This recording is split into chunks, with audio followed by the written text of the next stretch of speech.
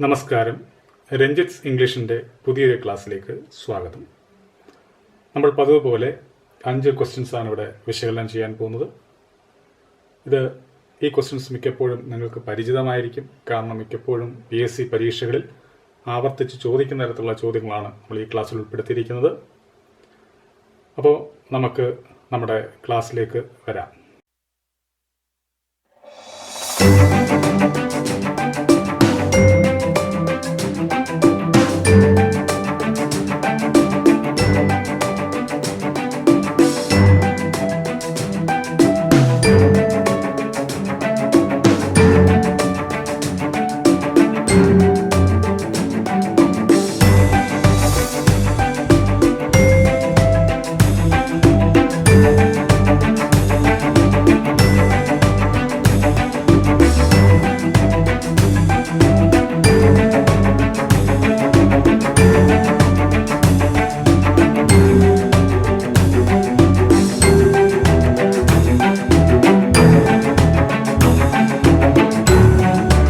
ആദ്യത്തെ ക്വസ്റ്റ്യൻ നമുക്ക് നോക്കാം. എന്താണ് ആദ്യത്തെ ക്വസ്റ്റ്യനിൽ പറഞ്ഞിരിക്കുന്നത്? A lot of time dash still there but a lot of things dash to be done within an hour. ഇവിടെ 2 ബ്ലാങ്ക് ആണ് വന്നിരിക്കുന്നത്. ഏതൊക്കെ? A lot of time dash still എന്ന് പറയുന്ന ഈ ഡാഷും, അതുപോലെ but a lot of things dash to be done എന്ന് പറയുന്ന ഡാഷ്. ഇവിടെ നമ്മൾ നോക്കുമ്പോൾ ഈ ഡാഷിന് തൊട്ട് മുമ്പ് എല്ലാം വന്നിരിക്കുന്നതാണ് എ ലോട്ട് ഓഫ് എന്ന് വന്നിട്ടുണ്ട്. ഇവിടെയും എ ലോട്ട് ഓഫ് എന്ന് വന്നിട്ടുണ്ട്. ഇതിൽ ഈസ് ആർ എന്ന ഓപ്ഷൻ വരുമോ, അതോ ആർ എന്ന ഓപ്ഷൻ വരുമോ, അതോ ആർ ഈസ് എന്ന ഓപ്ഷൻ വരുമോ, അതോ ഈസ് എന്ന് പറയുന്ന ഓപ്ഷൻ വരുമോ? ഇതാണ് ചോദ്യം.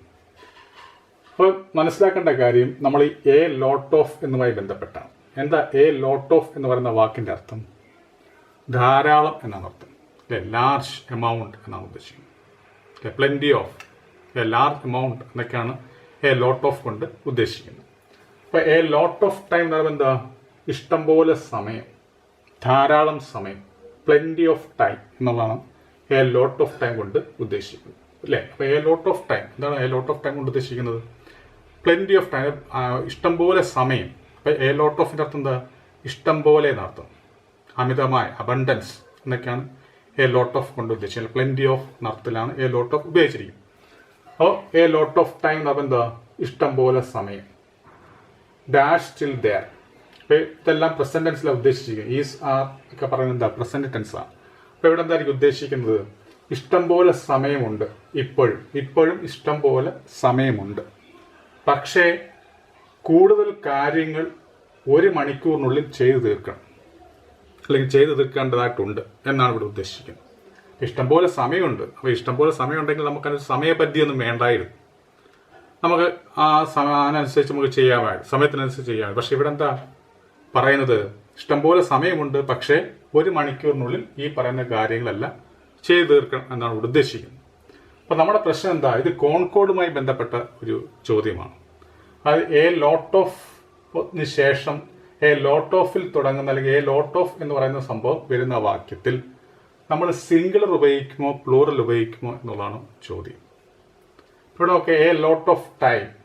ഇപ്പുറത്ത് നോക്കുമ്പോൾ എ ലോട്ട് ഓഫ് തിങ്സ്. ഇവിടെ എ ലോട്ട് ഓഫിന് ശേഷം ടൈം എന്ന് പറയുന്നത് വന്നിരിക്കുന്നു. അതേപോലെ ഇവിടെ എ ലോട്ട് ഓഫിന് ശേഷം തിങ്സ് എന്ന് വന്നിരിക്കുന്നു. അപ്പോൾ അതിനുശേഷം എന്തെഴുതും എന്നുള്ളതാണ്. ഇവിടെ ഈസ് എഴുതുമോ, ഇവിടെ ആർ എഴുതുമോ, അല്ല ഇവിടെ ഈസ് എഴുതുമോ, ഇവിടെ ഈസ് എഴുതുമോ, അതോ ഇവിടെ ആർ എഴുതുമോ, ഇവിടെ ആർ തന്നെ എഴുതുമോ എന്നാണ്, അല്ലെങ്കിൽ ഇവിടെ ആർ എഴുതുമോ, ഇവിടെ ഈസ് എഴുതുമോ എന്നാണ് ചോദിച്ചിരിക്കുന്നത്.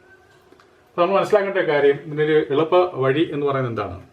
ഈ എ ലോട്ട് ഓഫിന് ശേഷം അൺകൗണ്ടബിൾ ആയിട്ടുള്ള നൗൺ വരികയാണെങ്കിൽ, എന്താ അൺകൗണ്ടബിൾ, നമുക്ക് എണ്ണി തിട്ടപ്പെടുത്താൻ പറ്റാത്ത നൗൺ അവ വരികയാണെങ്കിൽ ഈ പറയുന്ന എ ലോട്ട് ഓഫ് എന്ന് പറയുന്ന സംഭവം എന്തായിട്ട് നമ്മൾ പരിഗണിക്കത്തുള്ളൂ? സിംഗുലറായിട്ടേ പരിഗണിക്കത്തുള്ളൂ. എന്നാൽ എ ലോട്ട് ഓഫിന് ശേഷം കൗണ്ടബിൾ നൗൺസ് വരികയാണെങ്കിൽ, അല്ലെങ്കിൽ കൗണ്ടബിൾ ആയിട്ടുള്ള എണ്ണാൻ പറ്റുന്ന തരത്തിലുള്ള നൗൺ വരികയാണെങ്കിൽ അവിടെ നമ്മൾ എന്തേ ഉപയോഗിക്കത്തുള്ളൂ? പ്ലൂറലേ ഉപയോഗിക്കത്തുള്ളൂ. പ്ലൂറൽ ഫോമിലുള്ള വെർബേ ഉപയോഗിക്കത്തുള്ളൂ. ഇതാണ് മനസ്സിലാക്കാൻ. ഇവിടെ നോക്കുമ്പോൾ എ ലോട്ട് ഓഫ് ശേഷം ടൈമാണ് വന്നിരിക്കുന്നത്. ടൈം എന്ന് പറയുന്നത് എന്താണ്? അവിടുത്തെ അൺകൗണ്ടബിൾ ആണ്. നമുക്ക് എണ്ണി തിട്ടപ്പെടുത്താൻ പറ്റാത്ത സംഭവമാണ് ടൈം എന്ന് പറയുന്ന സംഭവം. അപ്പോൾ എ ലോട്ട് ഓഫ് ടൈം. ഇപ്പം ഈ ടൈം എന്ന് പറയുന്നത് എണ്ണി തിട്ടപ്പെടുത്താൻ പറ്റുന്ന കാര്യമല്ല ടൈം. അപ്പം അതുകൊണ്ട് ഇത് സിംഗുലർ ആയിട്ടായിരിക്കും നമ്മൾ കണക്കാക്കുന്നത്. അങ്ങനെ വരുമ്പോൾ ഇവിടെ എന്താണ് ആൻസർ വരേണ്ടത്? ഈസ് ആണ് ഇവിടെ ആൻസർ വരേണ്ടത്. ഈസ്. ഇവിടെ ഈസ് എന്ന് പറയുന്ന ഓപ്ഷൻ ഉണ്ട്, ഇവിടെയുണ്ട് ഈസ് തുടക്കത്തിൽ. അപ്പം ഇതിൽ ഏതെങ്കിലും ഒന്ന് വരാം എന്നാണ് ഇവിടെ ഉദ്ദേശിക്കുന്നത്. അപ്പം ഈസ് വരും. ഇനി നോക്കുക, but a lot of things. Things എന്ന് പറയുമ്പോൾ എന്താ? കാര്യങ്ങൾ എന്നാണ് പറയും. ആ തിങ്സ് എന്ന് പറയുന്നത് കൗണ്ടബിൾ ആണ്, അല്ലേ? കൗണ്ടബിൾ ആണ്. അതുകൊണ്ട് നമുക്ക് അവിടെ എന്തായിട്ട് ഉപയോഗിക്കാം? പ്ലൂറലായിട്ട് ഉപയോഗിക്കാം, അല്ലേ? അപ്പം എ ലോട്ട് ഓഫ് തിങ്സ് ഇല്ല എന്ന് പറയുമ്പോൾ അത് കൗണ്ടബിൾ ആണ്. നമുക്കതിനെ അതുകൊണ്ട് തന്നെ അതിനെ നമുക്ക് പ്ലൂറലായിട്ട് കണക്കാക്കിക്കൊണ്ട് നമുക്ക് എന്തെഴുതാം? ആർ എഴുതാം, അല്ലേ? അപ്പം എങ്ങനെ വരും? ഇവിടെ ആറാണ്. അപ്പോൾ ഇവിടുത്തെ ആൻസർ എന്ന് പറയുന്നതായിരിക്കും ഈസും ആറും വരുന്നത്. ഈസും ആറും ഇതാണ് ഇവിടുത്തെ ആൻസർ. അപ്പോൾ എങ്ങനെ വരും? A lot of time is still there but a lot of things are to be done within an hour എന്ന് വരും. മനസ്സിലുണ്ടോ? അപ്പം ഇത് മനസ്സിലായല്ലോ. അപ്പോൾ a lot of time is still there but a lot of things are to be done within an hour എന്നുള്ളതാണ് answer. ഇനി അടുത്ത് വെക്കുക, he doesn't want to get married. He wants to lead a life of dash. ഇവിടെ ഉദ്ദേശിക്കുന്നത് he doesn't want, അദ്ദേഹം ആഗ്രഹിക്കുന്നില്ല. എന്തിന്? To get married, കല്യാണം കഴിക്കാൻ ആഗ്രഹിക്കുന്നില്ല. ഹി വാണ്ട്സ് ടു ലീഡ്, അവൻ എന്താണ് പക്ഷെ ആഗ്രഹിക്കുന്നത്? He wants to lead a life of, അങ്ങനൊരു ജീവിതം നയിക്കാനാണ് അവൻ ആഗ്രഹിക്കുന്നത്. എങ്ങനെയുള്ള ജീവിതം എന്നുള്ളതാണ് ഇവിടെ ചോദ്യം. ഓപ്ഷൻസ് ഇവിടെ സെലിബസി എന്ന് കൊടുത്തിട്ടുണ്ട്, സെലിബ്രേഷൻ എന്ന് കൊടുത്തിട്ടുണ്ട്, കാംനെസ് എന്ന് കൊടുത്തിട്ടുണ്ട്. നമ്മളിതിൻ്റെ വാക്കിൻ്റെ അർത്ഥം അറിഞ്ഞിരിക്കണം. കാംനെസ് എന്ന് വെച്ചാൽ എന്താർത്ഥം? ശാന്തത എന്ന ഉദ്ദേശിക്കും. അപ്പം ചിലർ കാംനെസ് എഴുതി വെക്കാൻ ചാൻസ് ഉണ്ട്. എന്താ?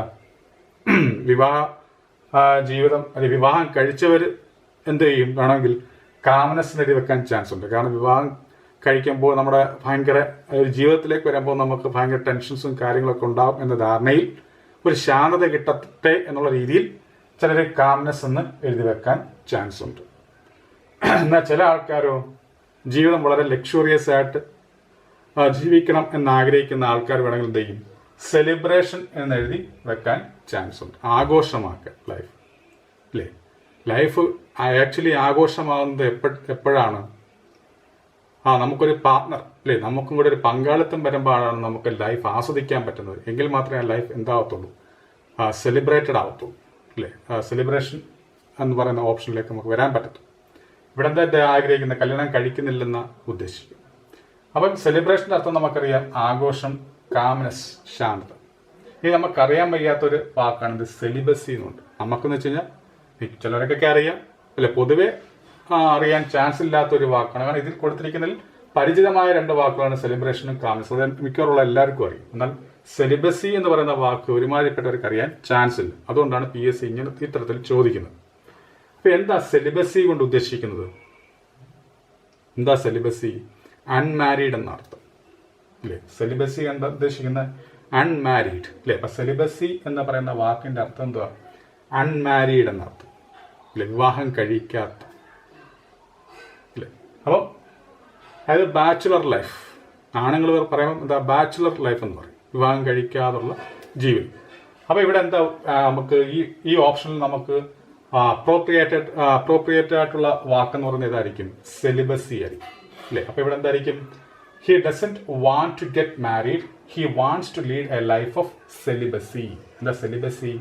അൺമാരീഡ് ലൈഫ് എന്നാണ് ഉദ്ദേശിക്കുന്നത്. വിവാഹം കഴിക്കാത്ത ജീവിതം, അല്ലെങ്കിൽ ബാച്ചുലർ ലൈഫ് എന്നാണ് സെലിബസി കൊണ്ട് ഉദ്ദേശിക്കുന്നത്. അപ്പോൾ ഇനി അടുത്ത ക്വസ്റ്റ്യനിലേക്ക് നമുക്ക് വരാം. എന്താണ്? I want dash my mobile phone repaired. ഇവിടെ ഓപ്ഷൻസ് കൊടുത്തിട്ടുണ്ട്. ടു ഗെറ്റ് എന്ന് കൊടുത്തിട്ടുണ്ട്, ഗെറ്റ് എന്ന് കൊടുത്തിട്ടുണ്ട്, ടു ഗെറ്റിംഗ് എന്ന് കൊടുത്തിട്ടുണ്ട്, ഗോട്ട് എന്ന് കൊടുത്തിട്ടുണ്ട്. ഇവിടെ എന്താ ഉദ്ദേശിക്കുന്നത്? I want dash my mobile phone repaired. ഇവിടെ എന്താ ഉദ്ദേശിക്കുന്നത്? എൻ്റെ മൊബൈൽ ഫോൺ എനിക്ക് റിപ്പയർ ചെയ്ത് കിട്ടണം എന്നാണ് ഉദ്ദേശിക്കുന്നത്, അല്ലേ? എൻ്റെ മൊബൈൽ ഫോൺ എനിക്ക് എന്ത് ചെയ്യണം? റിപ്പയർ ചെയ്ത് കിട്ടണം. അപ്പൊ കിട്ടുക എന്നുള്ള വാക്കിന്റെ നമുക്കറിയാം ഏതാ? ഗെറ്റാണ് നമുക്ക് അറിയാം. ഇവിടെ ചോദ്യം ടു ഗെറ്റ് വരുമോ, ഗെറ്റ് വരുമോ, ടു ഗെറ്റിംഗ് വരുമോ, ഗോട്ട് വരുമോ എന്നാണ്. നമ്മൾ മനസ്സിലാക്കേണ്ട ഐ വാണ്ടിന് ശേഷം മിക്കപ്പോഴും എന്താ ടു തന്നെ വരണം അല്ലെ. ഐ വാണ്ട് ടു എന്നാണ് പറയുന്നത്. അപ്പൊ ടു വരും എന്നുള്ളത് നമുക്ക് ഉറപ്പാണ്. അപ്പം അങ്ങനെ ടു വരും എന്നേതാ ഈ രണ്ട് കാര്യങ്ങൾ ഏതൊക്കെയാണ്, ടു ഗെറ്റും ടു ഗെറ്റിംഗ് എന്നുള്ളത്. ഇതിലേത് വരും എന്നുള്ളതാണ്. ഇതിലേതാ വരുന്നത്, ടു ഗെറ്റ് ആയിരിക്കും ഇവിടുത്തെ ആൻസർ. അപ്പൊ എന്നായിരിക്കും I want to get my mobile phone repaired എന്നാണ് ഇവിടുത്തെ ആൻസർ. ഇനി അടുത്ത് നോക്കിയോ, സിനോണിം ഓഫ് റിമോർസ്. റിമോർസ് എന്ന് പറയുന്ന വാക്കിന്റെ സിനോണിം എന്താ, സിനോണിം സെയിം മീനിങ് ആണ് ചോദിച്ചിരിക്കുന്നത്. ഇവിടുത്തെ കൊടുത്തിട്ടുണ്ട് റിന്യൂ എന്ന് കൊടുത്തിട്ടുണ്ട്, റിട്രൈവ് എന്ന് കൊടുത്തിട്ടുണ്ട്, റിപ്പൻഡൻസ് എന്ന് കൊടുത്തിട്ടുണ്ട്, റിസംബിൾ എന്ന് കൊടുത്തിട്ടുണ്ട്. അപ്പോൾ റിമോർട്സിന്റെ സിനോണിം എന്ന് പറയുന്നത് എന്തായിരിക്കും, സെയിം മീനിങ് എന്താ, റിപ്പൻഡൻസ് ആണ്. എന്താ റിപ്പൻഡൻസ്, പശ്ചാത്താപം. അപ്പോൾ റിമോർട്സ് എന്ന് പറയുന്ന വാക്കിന്റെ അർത്ഥം എന്താ, പശ്ചാത്താപം. അതിനനുസരിച്ചുള്ള വാക്കെന്ന് പറയുന്നത് റിപ്പൻഡൻസ് ആണ്. നേരത്തെ നോക്കിയോ, അന്റോണിം ഓഫ് ആർഡസ്. ആർഡസ് എന്ന് പറയുന്ന വാക്കിന്റെ അന്റോണിം എന്താ ഇവിടെ കൊടുത്തിരിക്കുന്നത്, ഡിഫിക്കൽട്ട് എന്ന് കൊടുത്തിട്ടുണ്ട്, വാല്യുബിൾ എന്ന് കൊടുത്തിട്ടുണ്ട്, ഈസി എന്ന് കൊടുത്തിട്ടുണ്ട്, ബ്യൂട്ടിഫുൾ എന്ന് കൊടുത്തിട്ടുണ്ട്. ഇതിലേതായിരിക്കും എന്നാണ് ചോദ്യം. അന്റോണിം നമുക്കറിയാം എന്താ, ഓപ്പോസിറ്റ് മീനിങ്. അപ്പൊ ആർഡസ് എന്ന് പറയുന്ന വാക്കിന്റെ ഓപ്പോസിറ്റ് മീനിങ്. അപ്പൊ ആർഡസ് എന്ന് പറയുന്ന വാക്കിന്റെ അർത്ഥം നമുക്കറിയണം. അർത്ഥം അറിഞ്ഞെങ്കിൽ മാത്രമേ നമുക്ക് അതിന്റെ ഓപ്പോസിറ്റ് എഴുതാൻ പറ്റത്തുള്ളൂ.